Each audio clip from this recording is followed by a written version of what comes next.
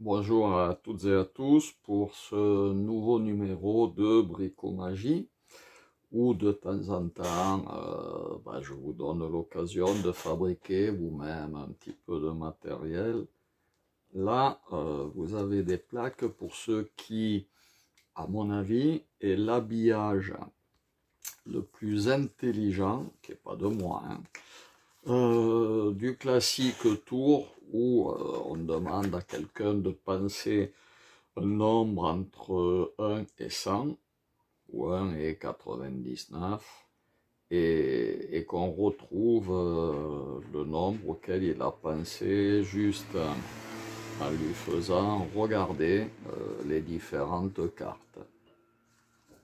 Voilà, donc moi j'ai trouvé l'habillage subtil. C'est pour ça que je vous en parle. Alors là, c'est entre 1 et 60. Il suffit de créer une carte de plus pour arriver entre 1 et 100. Alors pour ceux qui ne connaissent pas, je pense que tout le monde connaît quand même, on demande à une personne de penser à un nombre. Donc imaginons que la personne ait pensé à 13. On lui demande s'il voit le nombre ici, il va dire oui. Est-ce qu'il voit le nombre ici? Voilà, il va dire non. Est-ce qu'il le voit ici? Il va dire oui. Est-ce qu'il le voit ici? Il va dire oui. Est-ce qu'il le voit ici? Il va dire non. Est-ce qu'il le voit ici? Il va dire non. Voilà. Et là, juste en ayant regardé les cartes sur lesquelles il a dit oui, on ne les met pas de côté, on les fait passer. On sait qu'il a pensé à 13. Bon, c'est une application, oui, on peut dire du binaire. On se contente d'additionner les points 8 et 4, 12 et 1, 13. On a le 2, 1, 2, 4, 8, 16 et 32. C'est toutes les puissances de 2, sauf le 1. Là où j'ai trouvé que l'habillage était intelligent, c'est que cette fois-ci, ils l'ont fait sous forme de tickets à gratter. Donc c'est comme si vous aviez gratté des billets de loterie que vous auriez ramenés d'Angleterre, des USA, que sais-je, ils sont en anglais. Et donc, pour une fois, on justifie la présence de chiffres et de nombres sur des cartes, ce qui est rarement justifié, et on n'a pas besoin de regarder les cartes. Derrière, ils ont mis, si vous le voyez, un code barre. Donc chaque carte a un code barre. Et ce qu'il y a de bien, c'est que les chiffres en bas du code barre vont nous indiquer le chiffre premier de l'autre côté de la carte.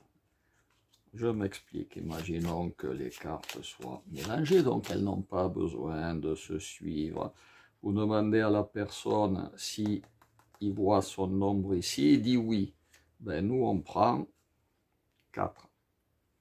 Est-ce qu'il voit ici, il dit non, on laisse tomber. Est-ce qu'il voit ici, il dit oui, 16, 16 et 4, 20. Il dit non, il dit non, il dit non. Voilà, on a passé, on n'a jamais regardé la face des tickets à gratter, qui, ceci dit, ont tout un texte comme les tickets à gratter normaux. Et comme on a ici les mêmes nombres et chiffres que là, on sait que il a pensé à 20. Voilà, là on a le 4, le 2, le 16, le 32, le 1, le 8. S'il dit oui, oui, ça fait 6, non, non, non, non, on sait qu'il a pensé à 6, etc., etc. Donc l'habillage, moi je l'ai trouvé très intelligent. Je regrette même de ne pas y avoir pensé. Il y a tout. Il y a le texte, il y a le prix du ticket, 1 $, il y a le code barre ici, le code barre là.